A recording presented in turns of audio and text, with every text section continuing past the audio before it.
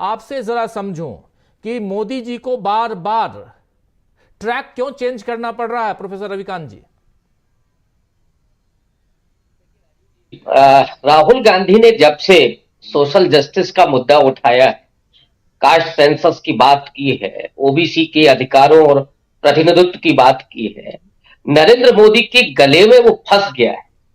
अब वो ना उगलते बन रहा है ना निगलते बन रहा है। कभी वो कहते हैं कि इस देश में एक ही जाति है, वो गरीब है, फिर वो चार जातियां गिनाते हैं, फिर पार्लियामेंट में खड़े होकर बोलते हैं कि सबसे बड़ा ओबीसी मैं ही हूं।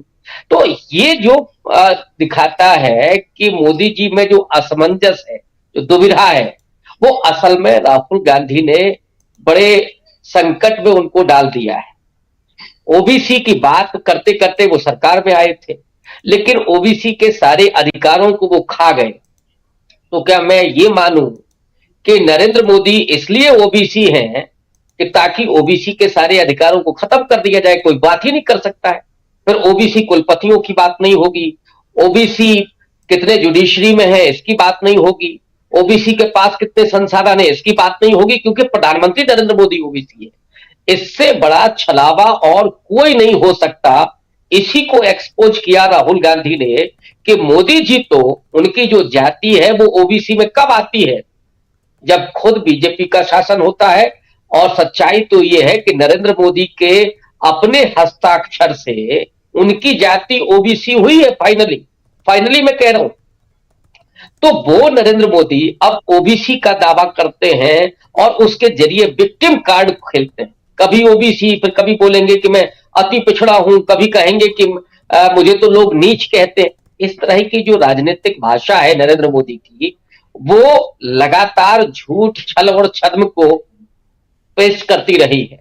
लेकिन राहुल गांधी ने बेहद सधे अंदाज में और बिल्कुल स्पष्ट तरीके से नरेंद्र मोदी को घेरा है कि आपने ओबीसी के लिए क्या किया है, ओबीसी का प्रतिनिधित्व कितना है, कितने प्रोफेसर हैं, कितने उसमें आपके कुलपति हैं, ये तो बताएं, कितने सचिव स्तर के अधिकारी हैं ओबीसी के।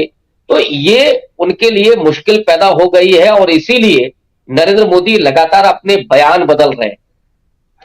रही बात इसकी कि राहुल गांधी की जो यात्रा है, भारत जोड़ो न्याय यात्रा, इसका मुकाबला करने के लिए नरेंद्र मोदी के पास कोई नैरेटिव नहीं सूझ रहा है उनको।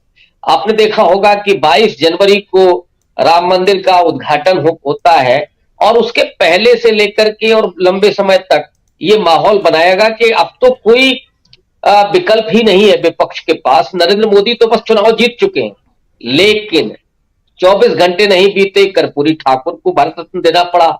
जो अति पिछड़ा, महंगाई और बेरोजगारी की मार से नरेंद्र मोदी से दूर जा रहा था, उसको भारत रत्न के जरिए आप फिर से इंटैक्ट रखना चाहते हैं। इधर आपने किसानों के साथ क्या किया था, 750 किसानों की शहादत हुई, अमित शाह की पुलिस ने उन पर लाठियां बरसाई, फिर महिला पहलवान जो जाट थी उनके ऊपर क्या हमले हुए, यौन शोषण तक हुआ। और उसके बाद जब आपको लगा कि जाट अब आपके खिलाफ खड़ा हो गया है, तो आपने चौधरी चरण सिंह को भारत रत्न देकर के जयंत चौधरी के लिए रास्ता साफ कर दिया है। तो आप भारत रत्न उनके योगदान पर दे रहे हैं या चुनाव में अपने योगदान के लिए दे रहे हैं? सबसे बड़ा सवाल तो ये। तो नरेंद्र मोदी, क्या आप बताइए कि जो महिला पहलवानों का अपमान था, जो 750 किसानों की शहादत थी, वो एक भारत रत्न से क्या भरपाई उसकी हो जाएगी? कभी संभव ही नहीं है।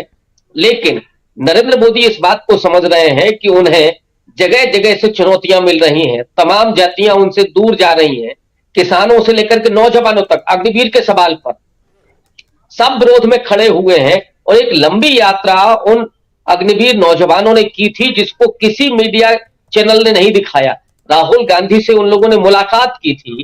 तो जो महंगाई, बेरोजगारी का सवाल है, नौजवानों के जो मुद्दे हैं और जो दलितों के उत्पीड़न का सवाल है, ओबीसी के प्रतिनिधित्व का सवाल है, इन पर घिरे हुए नरेंद्र मोदी बेचैन है।